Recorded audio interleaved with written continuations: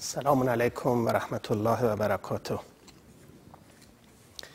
اعوذ بالله من الشیطان الرجیم.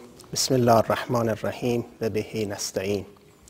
لا حول ولا قوة الا بالله العلی العظیم. حسبنا الله و نعم الوکیل، نعم المولا و نعم النصیر. ثم الصلاة و السلام علی البشیر النذیر و السراج المنیر، مولانا و مقتدانا ابی القاسم محمد. اللهم صل علی محمد و علی اهل بیت الطاهرین. قال الله تبارک و تعالی فی کتابه الکریم: اعوذ بالله من الشیطان الرجیم. ولا تقولوا لمن یقتل فی سبیل الله اموات بل احیاء ولکن لا تشعرون. ولنبلونکم بشیء من الخوف والجوع ونقص من الاموال والانفس والثمرات فبشر الصابرین الذين اذا اصابتهم مصیبه قالوا انا لله و انا الیه راجعون. اولئک علیهم صلوات من ربهم و رحمه و اولئک هم المهتدون. آیات 154 تا 157 سوره مبارکه بقره. به آنها که در راه خداوند کشته شده اند مرده نگویید، آنها زندگانند اما شما نمیدانید. ما حتما یقینا شما را با ترس و گرسنگی، با نقص در مال و جان و ثمرات و میوه ها خواهیم آزمود. استقامت کنندگان و صابران را بشارت باد. آنها که زمانی که مصیبت به آنها وارد می شود می گویند از خدا آمده ایم و به سوی خدا باز می گردیم. سلام و درود و رحمت خداوند بر ایشان باد. ایشانند راه یافتگان و هدایت شدگان. در این مجلس باشکوه به عزای عزیزانمان در ایران آمده ایم. 40 شهدای جنبش سبز مردم ایران. این شهیدان که هستند؟ چند نفرند؟ نامشان چیست؟ قبرشان کجاست؟ چه زمانی تشییع شدند؟ چه زمانی مجلس ترحیم برایشان برگزار شد؟ آیا پدرانشان، مادرانشان، خانواده‌هایشان توانستند برایشان مویه کنند، سوگواری کنند؟ متاسفانه جواب هیچ کدام از آنها را نمی‌دانیم. فقط می‌دانیم تعدادی از هموطنان عزیز ما به درجه رفیع شهادت نائل شدند.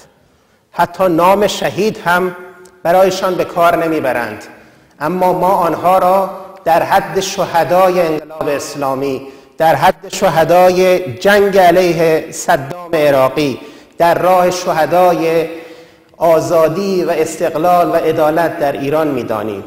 چرا که از بزرگان دینمان آموخته ایم که هر کس که در راه احقاق حق، اخذ حق از دنیا رفت، او شرعاً و یقیناً شهید است.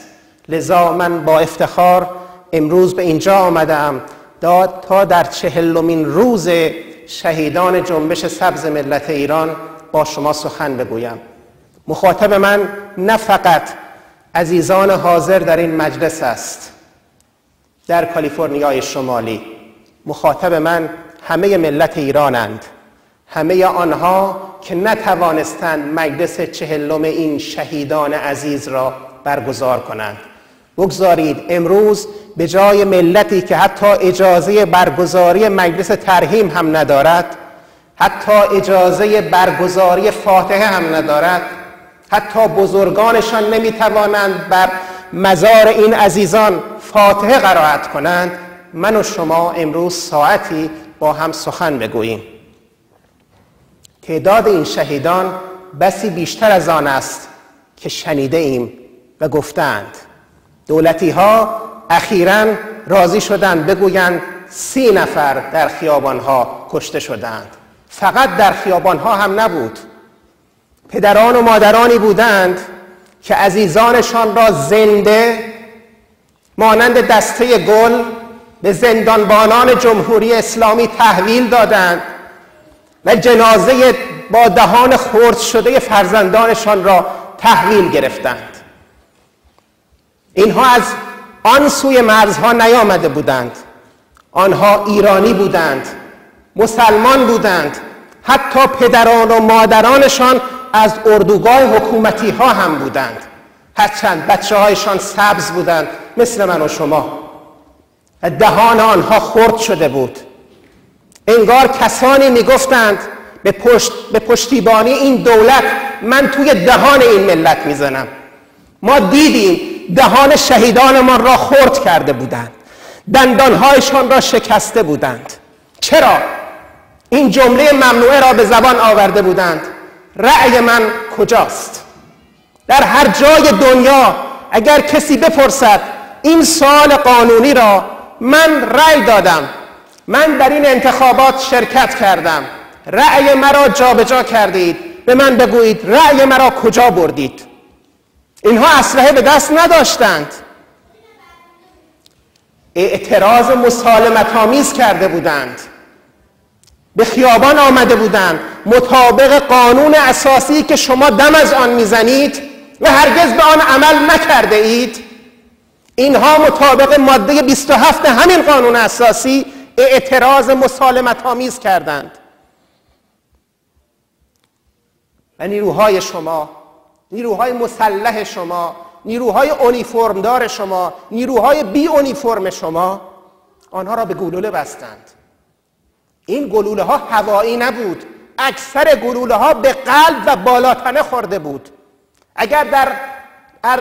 اگر خدمت نظامی کرده باشی میدانی که دستور تیر توسط شخص اول هر مملکتی صادر می شود. دستور تیر در نزاعهای خیابانی نقل و نبات نیست که هر پاسبانی، هر پاسداری، هر بسیجی بتواند از خودش در بیاورد و تیر شلیک کند. در زمان شاه تا اون شخص قبل از 17 شهریور دستور نداد و دستور تیر را در 17 شهریور به فرماندهان ارتش واگذار نکرد، تیری شلیک نشد. و امروز نیز چنین است.